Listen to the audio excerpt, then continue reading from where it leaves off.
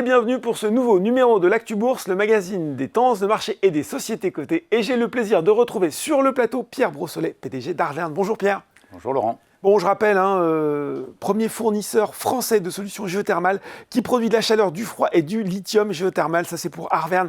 L'occasion, toujours, on aime bien parce que le modèle, il n'est pas simple à appréhender pour un investisseur particulier, de refaire en synthèse la présentation du groupe et de son activité. Ouais, alors je vais réessayer d'être simple. Arverne égale géothermie. Oui. Géothermie qui est une énergie simple également, qui est une énergie terriblement puissante que les gens commencent à découvrir et qui possède d'innombrables vertus, la discrétion, la sobriété, la non-émission de CO2, l'économicité, c'est rentable, mais aussi le fait qu'on n'ait pas beaucoup besoin d'empreintes foncières. Tout ça est discret. C'est une énergie verte, c'est renouvelable et c'est pilotable. Donc ça va remplacer une partie du gaz, c'est l'objet, ça c'est la géothermie.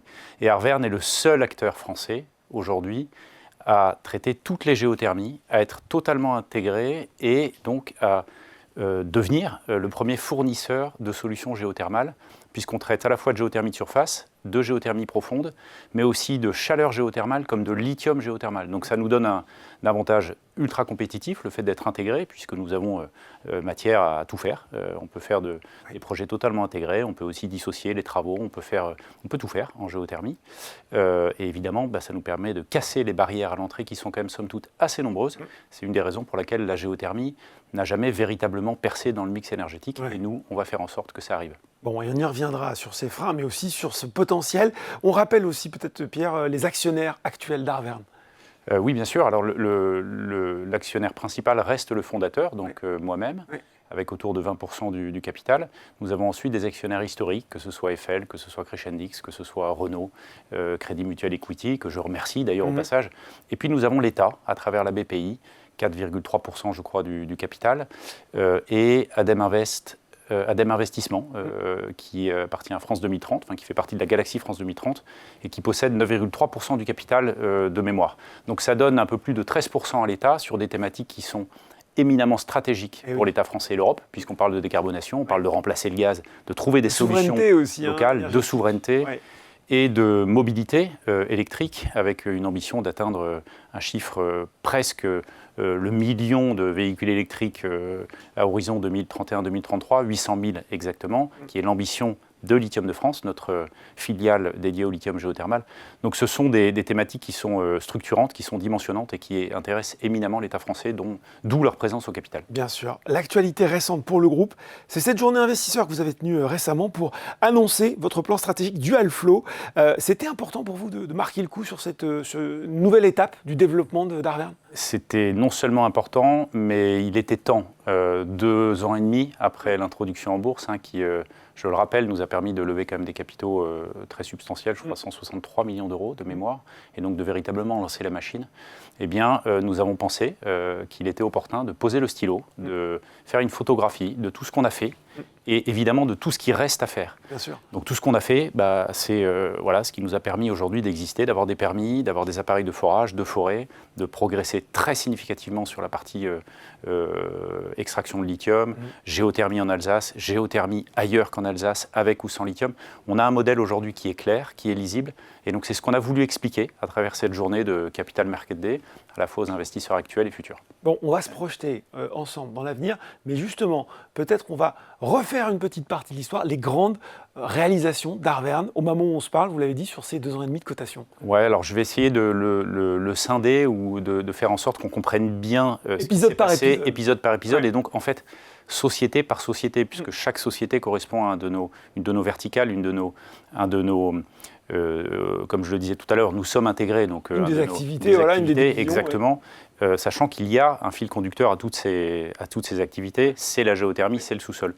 Donc sur la partie travaux, qui correspond à notre société Arverne Forage et Travaux, nous avons foré de belles vitrines. Alors évidemment, avec des marges, avec des produits financiers, avec des revenus financiers, mais surtout avec des emblèmes comme Aéroport de Paris à Roissy, comme Safran à Villaroche, comme Leclerc dans l'Est. Donc on a commencé à décarboner le premier Leclerc, j'espère que ça va en appeler beaucoup d'autres. Mais tout ça, ce sont des beaux exemples pour nous, parce que ça permet de montrer qu'il y a beaucoup d'applications en géothermie, pas que des réseaux de chaleur urbains. on traite aussi des industriels, on décarbone des centres commerciaux, on décarbone des EHPAD, on décarbone des gros industriels qui ont besoin de passer à de la lisibilité, de la visibilité, de la stabilité des prix, en plus d'être décarbonés. Donc ça, c'est pour notre société de forage. Elle est mobile, elle est agile, on peut l'emmener partout. Et ça nous permet évidemment d'être beaucoup plus proactifs et rapides que nous le serions sans. Sur la partie Arverne chaleur et froid, eh bien, nous avons montré, et ça c'était très important, que le modèle d'affaires que nous avons en tête, que nous avions la volonté et le but de maintenant massifier un peu partout en France, là on trouve de la géothermie, eh bien il fonctionne, il plaît, il est rentable et surtout il est fonctionnel. Donc nous avons signé là notre premier contrat, je pense qu'on en parlera tout à l'heure, des pré-contrats et nous avons un pipe de projets, donc des projets en attente, en discussion, quasiment autour de 100, donc qui montrent que le modèle d'affaires que nous préconisons, qui est de la vente de chaleur, voilà, le carnet de commandes se remplit et nous avons aujourd'hui montré que vendre de la chaleur géothermale était plus vertueux, plus économique, et surtout peut-être même plus rapide que ce que nous pensions à l'époque. Donc c'est faisable et ça, on est en train de le mettre en place. Et enfin, sur Lithium de France, en Alsace, on a passé des étapes éminemment critiques puisque nous avons eu cette fameuse autorisation, ce sésame pour pouvoir forer, qui est le fruit de nombreuses études, de nombreuses discussions avec l'État, avec la préfecture, la DREAL, etc. On sait que ça a été compliqué, ça a été long, mais ça y est. C'est le premier, j'espère, d'une longue série. Mais on l'a obtenu et bien, le puits a été foré avec des résultats très très probants, très positifs, en parallèle de toutes les études que nous faisons sur l'extraction de lithium, l'étude de préfaisabilité, l'installation ou le démarrage de l'installation du pilote d'extraction de lithium, et avec à l'instant T la préparation du deuxième puits qui constituera le fameux doublé pour permettre cette circulation. Je le rappelle, la géothermie, c'est du circuit court, c'est totalement vertueux. On n'utilise pas la ressource, on n'utilise pas l'eau, on ne fait que ponctionner les calories et en Alsace le lithium. Donc voilà, nous en sommes à un instant critique. C'est pour ça d'ailleurs que, comme je le disais, on pose le stylo, on explique ce qu'on a fait avec l'argent de nos actionnaires et on explique où on va. Et vous le disiez justement, donc des bonnes nouvelles très récentes, là, notamment avec ce premier puits foré, mais ce n'est pas la seule bonne nouvelle récente pour le groupe. Non, là aussi, on a sur nos deux activités de production, Arverne chaleur et froid, on a signé un premier contrat. Ce sont des contrats qui pèsent ou qui ont une enveloppe de revenus de 150 millions d'euros approximativement sur 30 ans.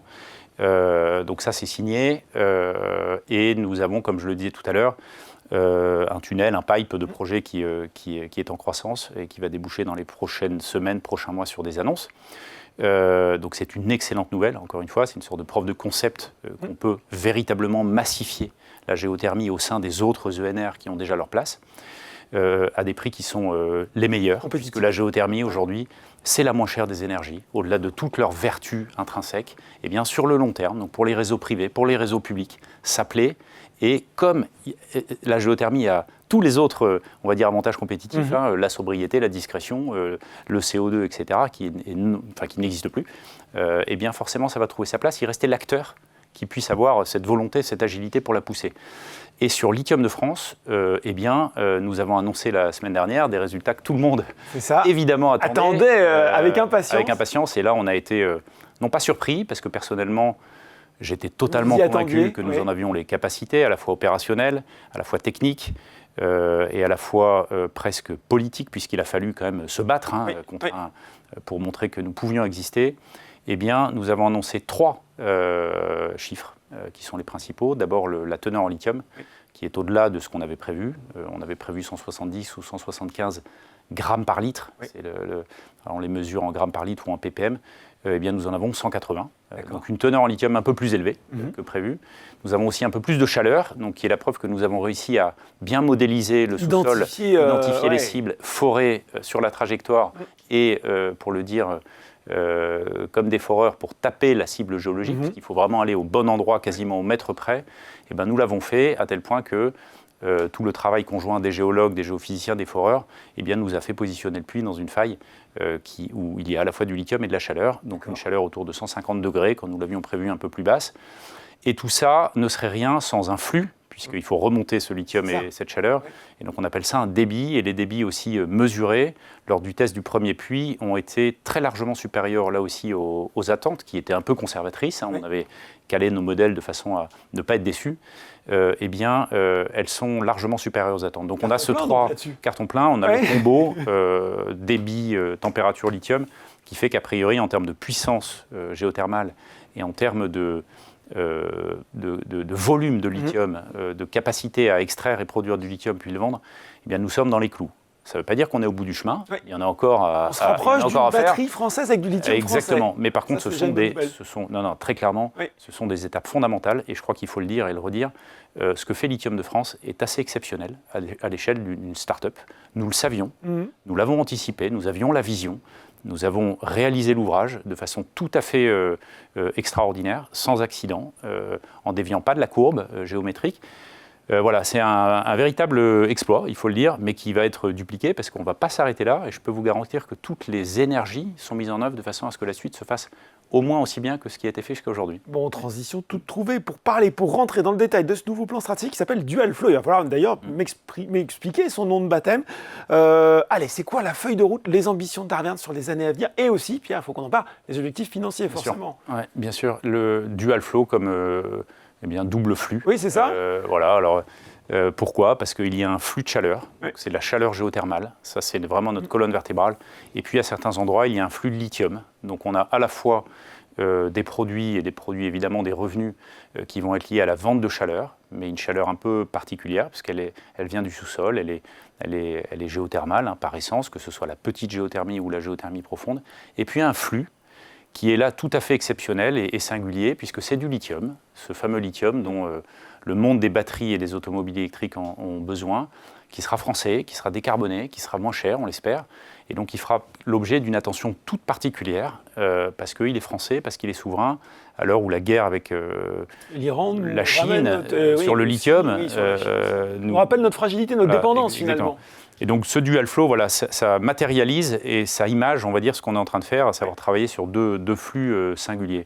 Donc comme je le disais, on a à travers Arverne Chaleur et Froid ce flux de chaleur où on va travailler sur des projets sur la France entière, en territoire, en circuit court, pour faire en sorte que les industriels comme les villes choisissent la géothermie. Et puis un flux de lithium où là, on ambitionne nos 27 000 tonnes, toujours à horizon 2031-2033, c'est voilà, avec un projet qui est véritablement en train de prendre forme, qui est un projet d'envergure à la fois régionale, mais aussi nationale et d'envergure européenne, avec des chiffres qui, encore une fois, sont absolument... déjà, n'ont pas varié, donc on reste sur notre ligne. On rappelle aussi sur la production géothermale, voilà. En termes de chaleur, c'est combien à peu près ? On a une production visée à 4 TWh à horizon 2031-2033, ce qui correspond quasiment à 50% de ce que prévoit la PPE3, donc la programmation pluriannuelle de l'énergie dont on a beaucoup parlé, pour la géothermie profonde, donc 50% des objectifs accomplis par Arverne. Et puis de l'autre côté, 30-40% du lithium, là en l'occurrence du carbonate de lithium, dont vont avoir besoin les 3-4 gigafactories qui sont implantés sur le territoire français. Donc on est sur des territoires massifs, sur des objectifs massifs, sur des chiffres qui sont quand même assez impressionnants, mais on vient de montrer qu'on peut y arriver, puisque ce qu'on a dit il y a quelques années, on l'a fait, on est au rendez-vous, et donc maintenant il faut dérouler ces 4 TWh de chaleur, ces 27 000 tonnes de carbonate de lithium, avec des revenus qui sont assez impressionnants, mais surtout des marges qui parlent, puisqu'on est à peu près à 50% sur la chaleur, et autour de 70-75% pour le lithium. Voilà.